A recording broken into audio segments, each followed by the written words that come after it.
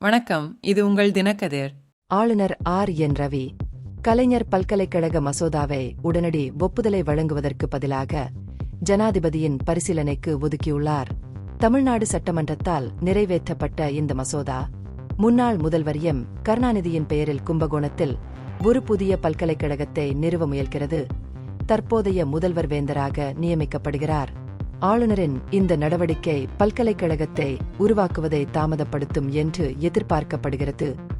ஏனெனில் அடுத்த நடவடிக்கை இப்போது ஜனாதிபதியின் பதிலை பொறுத்தது.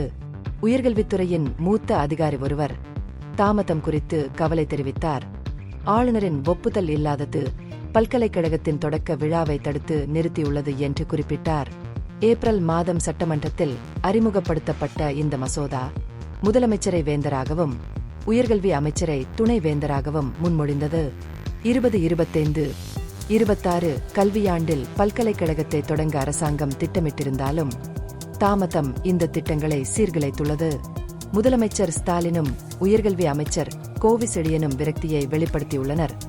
ஆளுநர் மசோதாவை 3 மாதங்களுக்கும் மேலாக நிறுத்தி வைத்ததற்காக விமர்சித்துள்ளனர்.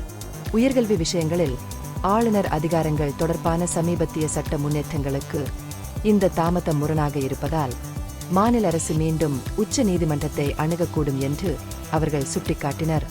இந்த ஆண்டின் தொடக்கத்தில் ஒரு குறிப்பிடத்தக்க தீர்ப்பில் மாநிலத்தின் 20 பொது பல்கலைக்கழகங்களில் 18 பல்கலைக்கழகங்களுக்கு துணைவேந்தர்களை நியமிப்பதில் ஆளுநரின் அதிகாரத்தை குறைத்த தமிழ்நாடு அரசு நிறைவேற்றிய 10 திருத்த மசோதாக்களை உச்ச நீதிமன்றம் உறுதி செய்தது. மாநில மசோதாக்களை கையாளும் போது ஆளுநர்கள் ஒரு குறிப்பிட்ட காலக்கெடுவிற்குள் செயல்பட வேண்டும் என்றும் இந்த தீர்ப்பு அறிவுறுத்தியது. இது நீண்டகால செயலற்ற தன்மையை தடுக்கும் நோக்கில் ஒரு உத்தரவு. இந்த தீர்ப்பு இருந்தபோதிலும் மெட்ராஸ் பல்கலைக்கழக சட்டத்தில் திருத்தம் செய்வது உட்பட பல கல்வி தொடர்பான மசோதாக்கள் இன்னும் ஜனாதிபதியிடம் நிலுவையில் உள்ளன. ஒப்புதல் செயல்பாட்டில் ஏற்படும் தாமதம் புதிய கொள்கைகளை செயல்படுத்துவதையும் கல்வி நிறுவனங்களை சரியான நேரத்தில் நிறுவுவதையும் தொடர்ந்து தடுக்கிறது. இது மாநில அரசுக்கும் ஆளுநர் அலுவலகத்திற்கும் இடையிலான மோதலை மேலும் தீவிரப்படுத்துகிறது. இந்த பகுப்பாய்வு நுண்ணறிவுள்ளதாக கண்டால் முக்கியமான அரசியல் முன்னேற்றங்கள் குறித்த கூடுதல் புதுப்பிப்புகளுக்கு லைக் செய்யவும், ஷேர் செய்யவும், சப்ஸ்கிரைப் செய்யவும். இது உங்கள் தினக்கதிர். நன்றி.